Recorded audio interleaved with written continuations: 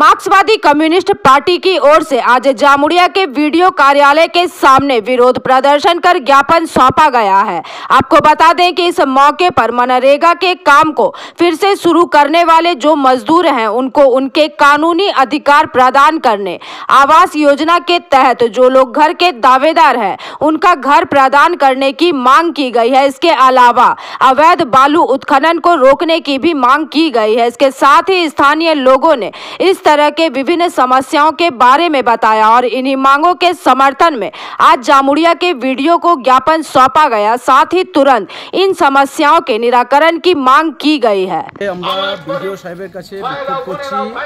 মানুষের 100 দিনের কাজ 4 বছর ধরে বন্ধ আছে। অনেক মানুষ গরিব মানুষ আছে যারা আবাস যোজনার ঘর পায়নি, উপযুক্ত লোক, কিন্তু তারা আবাস যোজনার ঘর থেকে বঞ্চিত হয়েছে। যার জন্য এবং আরও অনেক দাবি আছে। এলাকায় আমরা দেখছি রাস্তাঘাটগুলি আজকে প্রায় জরাজীর্ণ হয়ে গেছে, ভাঙা হয়ে গেছে, সেখানে কোনো সংস্কারের ব্যবস্থা হচ্ছে না। গরিব মানুষের কাজ নেই, দিন মজুরদের মজুরি তারা সঠিকভাবে পাচ্ছে না এবং তারা যাতে সঠিকভাবে মজুরি পায়, সরকারি নির্ধারিত হারে তারা যাতে মজুরি পায় সেই ব্যবস্থাও করতে হবে। এবং আমরা দেখেছি বর্গাদার, যারা বর্গাদার আছে তাদেরকে হচ্ছে যে উচ্ছেদ করা হচ্ছে, নতুন করে কোনো বর্গাদার হচ্ছে না।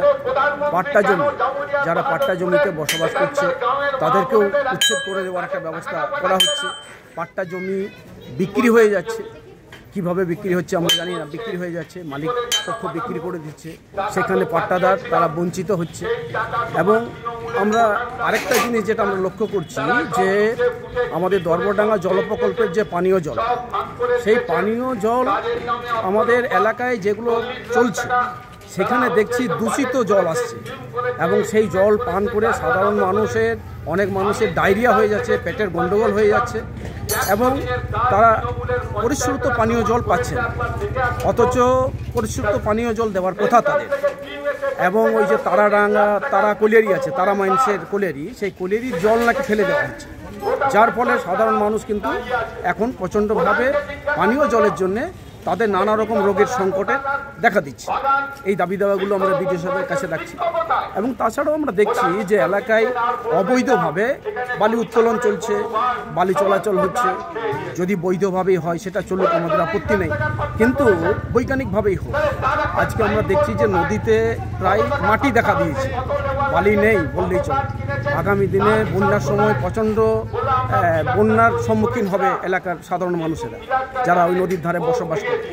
তাছাড়াও আমরা দেখেছি যে চাষিরা যারা কৃষিকাজ করছে, কৃষিকাজের জন্য আজকে প্রশাসনের কোনো ভ্রুক্ষেপ নেই। অথচ কৃষক তারা যদি আমাদের এলাকায় পানীয় জলের বা পাশাপাশি যদি কৃষিকাজের সেচের ব্যবস্থা করে দেওয়া যায় তাহলে হচ্ছে যে কৃষকরা অনেকটাই উপকৃত হবে। আজকে পঞ্চায়েতগুলো যেভাবে চলছে, পঞ্চায়েতগুলোতে হচ্ছে যে আমরা দেখছি সাধারণ মানুষ তারা সঠিক পরিষেবা পাচ্ছে না, সাধারণ মানুষের ক্ষোভ বাড়ছে। এই বিষয়গুলো আমরা আজকে পঞ্চায়েত সমিতির ব্লকের আমরা ডেপুটেশন বিডিওর কাছে, প্রশাসনিক স্তর, সেই প্রশাসনের স্তর হচ্ছে বিডিও সাহেবের কাছেও আমরা ডেপুটেশনটা দিতে চাই। এই জন্যই আসা। কী নাম আপনার? আমার নাম হারাধন গো, আমি সারা ভারত खेत मजदूर यूनियনের ব্লক সভাপতি। जामुड़िया से दिलीप साव की रिपोर्ट, PVTV न्यूज।